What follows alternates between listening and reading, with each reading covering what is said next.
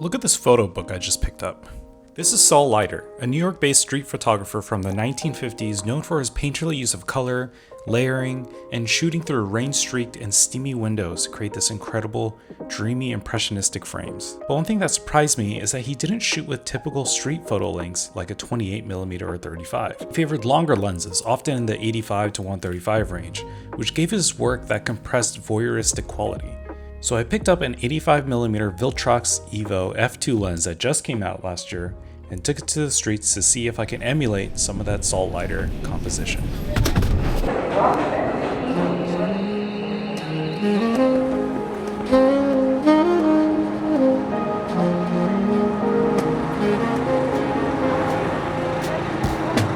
Apologize to everyone for bringing up Saul Leiter, showing his awesome photos, and then now you have to see mine. Oh, the sign is falling apart.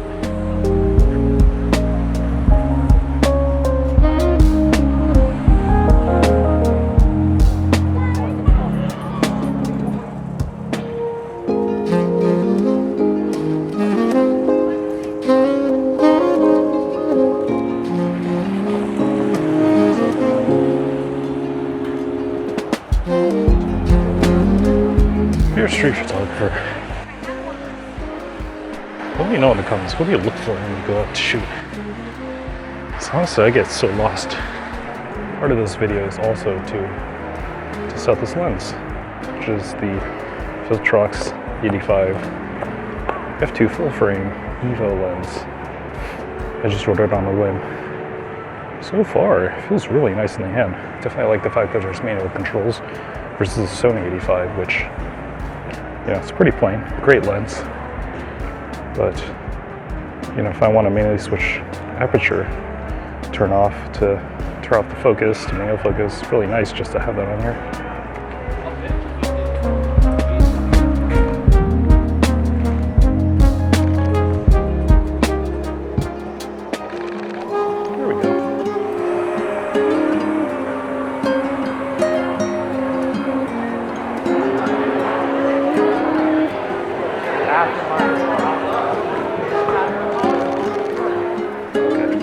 Ooh, it's getting cool.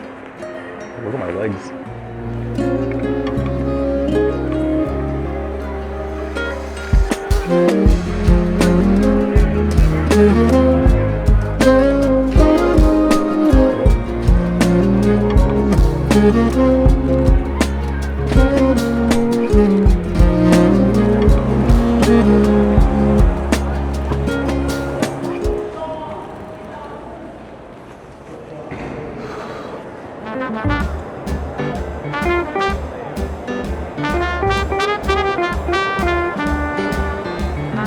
I think it's so strange that there's an Apple store here.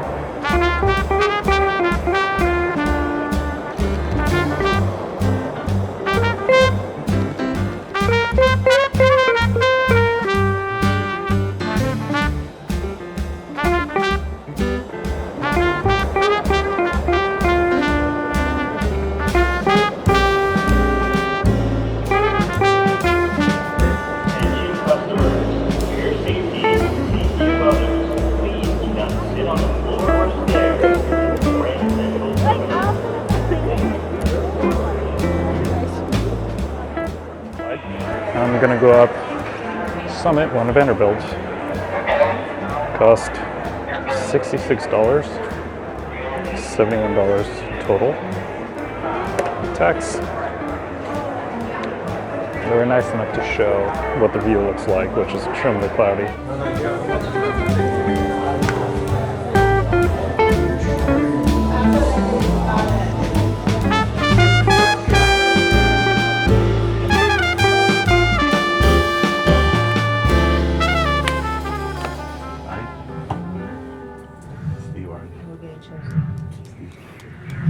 Welcome to Summit.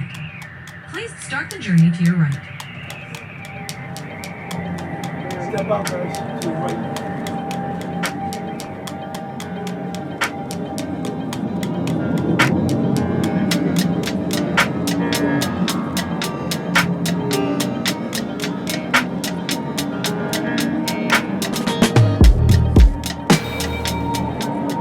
swear it took like an hour just to get up here.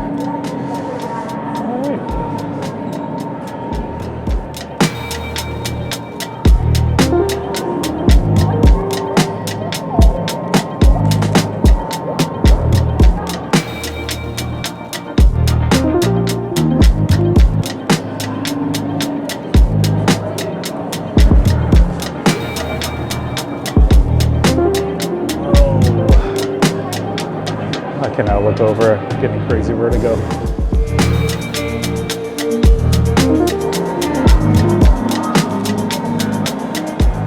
I'll say, this is pretty cool. If you're visiting New York, might be worth.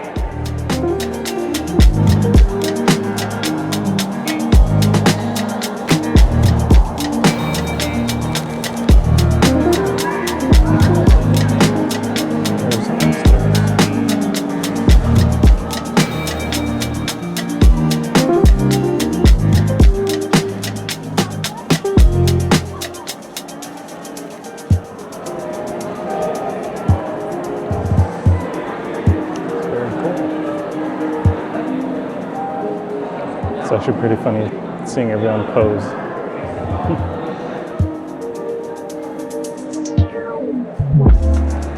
I think that was it for some One Vanderbilt. It's time to go home. This video is going to be much longer than I thought. How do I get out of here?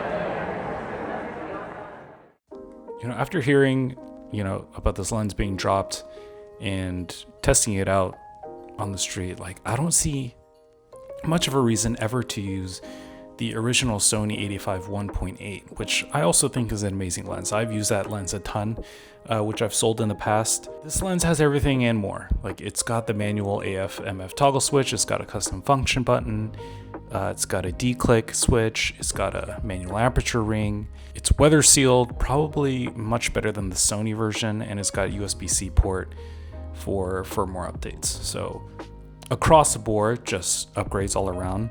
Without diving too much into the specs of this lens, I believe it's $275 US. If you buy a used one, I'm sure it's like $250, maybe even lower. The Sony 85 1.8 brand new is, I think, about $600 to $700. Maybe if you get one used, $300 or $400. But I mean, why not just get a brand new 85 f2? Almost the same aperture as the 1.8. Maybe besides the frame rate limitations, I think with the Sony 85 1.8 you can do 30 frames per second. This one, because it's third party, is limited to 15 frames per second. But to me, it's, when I'm spending like $300, a little under $300 for a really, really good lens with decent autofocus, really sharp images, like, what can I complain about? This is almost a third of the price of the Sony. I would almost never recommend anyone getting the 85 1.8 with the fact that this lens exists. And one thing I was really challenging myself with this video is shooting through different planes, through different layers, so that I can get some interesting compositions with some hard lines. And it was really fun testing myself, because I feel like there are a lot of people in the creative works, whether it's photography or art, who see something and say, like, I could do that. This doesn't really seem that innovative, especially when they look at older photographers' work. But when you actually go out there and test yourself to it, it doesn't just come to you easily within like 1 day of shooting. You really have to practice to see and start respecting how these older artists really perfected their craft or their look. Anyways, thanks for watching. That was a quick photo walk, testing out a longer focal length like the Viltrox 85 f2, and kind of putting myself through some practice, trying to see if I can get something similar in terms of composition to what Saul Leiter got. Obviously not possible. I'm not even that good at street photography, but thanks for watching this experience with me.